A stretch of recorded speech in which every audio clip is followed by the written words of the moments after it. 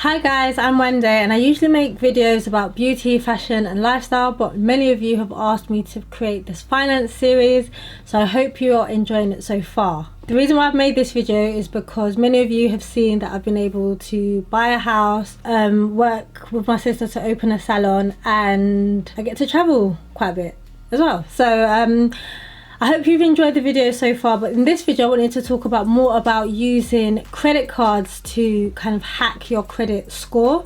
Now please, I'm telling you guys, I am not a financial advisor. I'm just sharing what worked for me. I am not financially trained, I don't work in finance, so I'm just purely sharing what has worked for me. So now that we've got that out of the way, let's just get straight into it.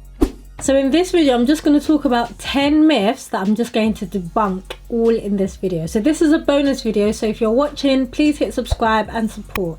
So I'm going to start with what exactly is a financial report or a financial score. I'm first going to start off with what a report is. It's a prediction of your future financial behavior. Now, this only affects things like mortgages, credit cards, loans, if you took out a car on finance or hire purchase or personal hire, as well as home insurance and car insurance. They can use information about your utility bills as well, but that's not always the case. Now, you need to build your credit history, because if you have no history, that is equal to having poor history. So essentially, imagine if you borrow money from a friend. The first time that you do it, she might be a bit wary. Are you going to pay it back? We don't have this kind of relationship. So she's got nothing to base it on. That's the same way a credit report works. But if, for example, you've got utility bills, you've got things that are actually in your name, then the bank or whatever it is you're trying to apply for will go look back at your relationship and your payments with said company, and then they will base their decision on that. So essentially, imagine if I borrow money from a friend, if I then go and borrow from someone else, it's like that someone else going to check with my friend what I've been like. Have I been paying on time? Do I miss payments? Do I say I'm going to pay on this day and then I don't, and I come up with an excuse? So all of that information is recorded on your credit report. Usually they tend to mark it on a month by month basis. So if you look at a report, you'll see things like 0 or 1 or 6, and that when you see a 0, it just means that you've paid your balance in full, on time, no problems, no questions asked. If you start to see things like 1 or 2s or 3s or even a 6, that basically means you've missed your payment once or twice or 5 times or 6 times.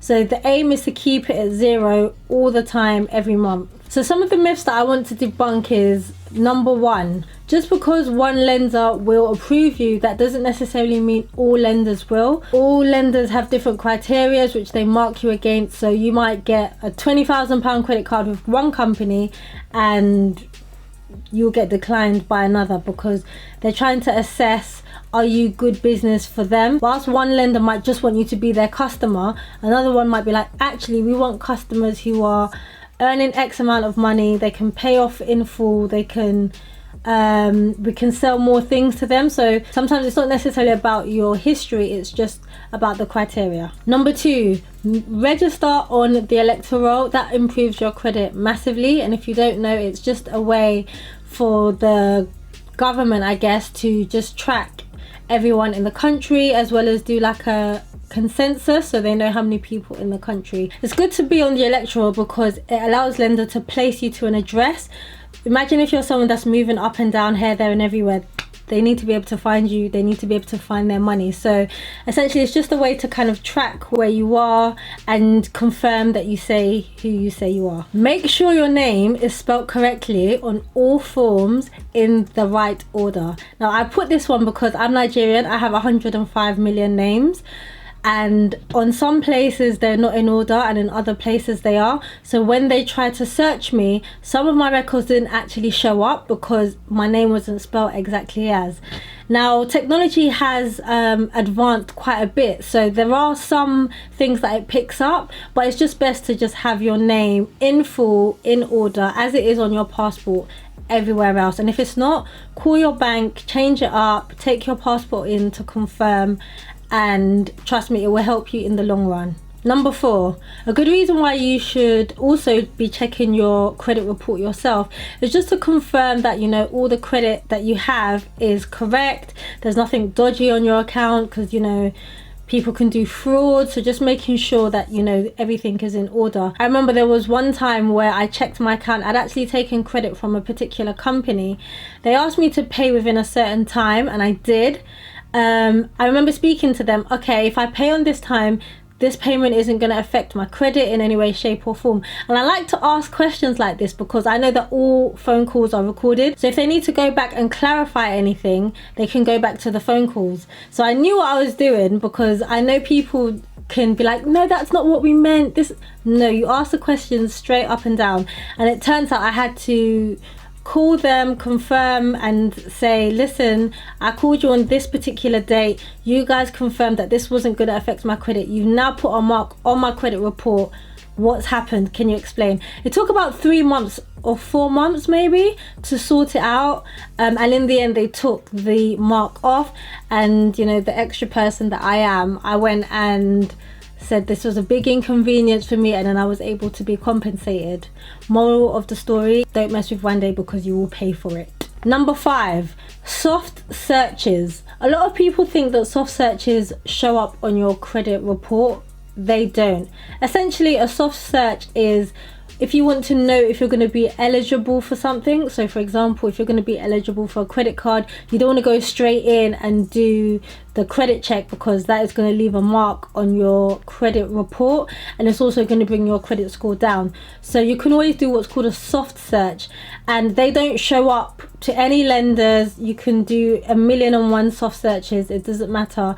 But when you check your credit report, you will see them, only you, but not the lenders. Soft searches can usually be found on websites like moneysupermarket.com. I'll list a few down below in the description box, but they allow you to search to your heart's content, and then again, lenders won't see any of that. And it's just a good way to kind of safeguard yourself as well, just so that you can see what you're eligible for. You can also use it to map out what credit card or what credit service is going to be best for you. 9 times out of 10, those soft search results are true.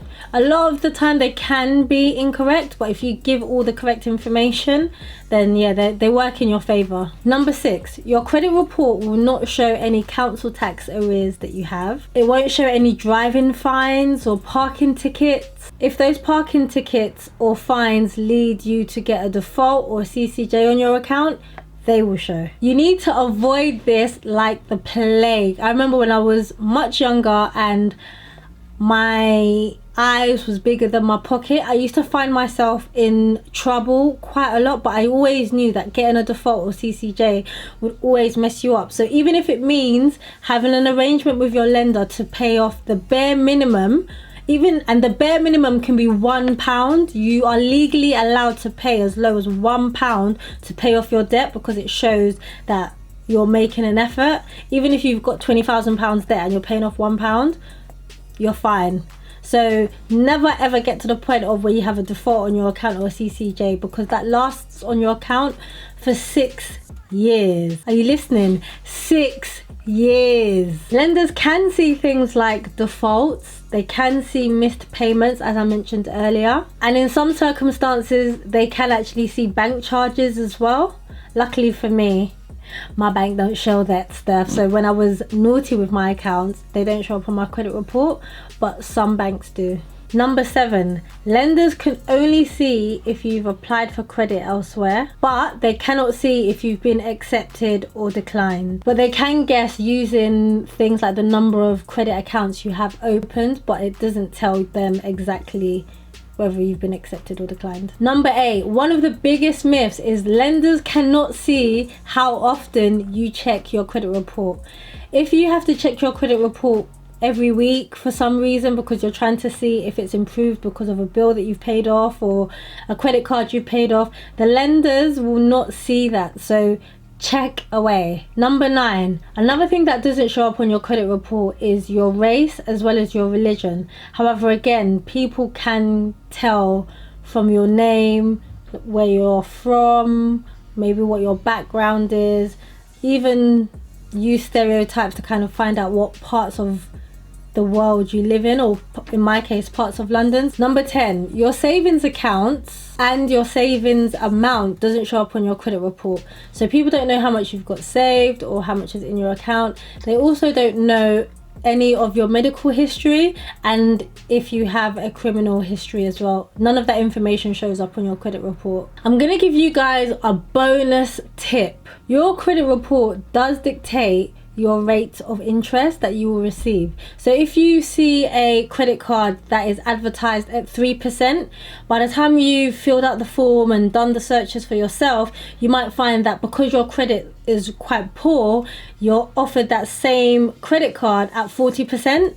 So this is why it's good to keep your credit report in good shape. For more tips on improving your finances, I do have a newsletter which I'll be blasting out every now and again about information on how to improve your credit. If you see the link down below, I'll leave it there for you to sign up. Subscribe to this channel for more tips on finances.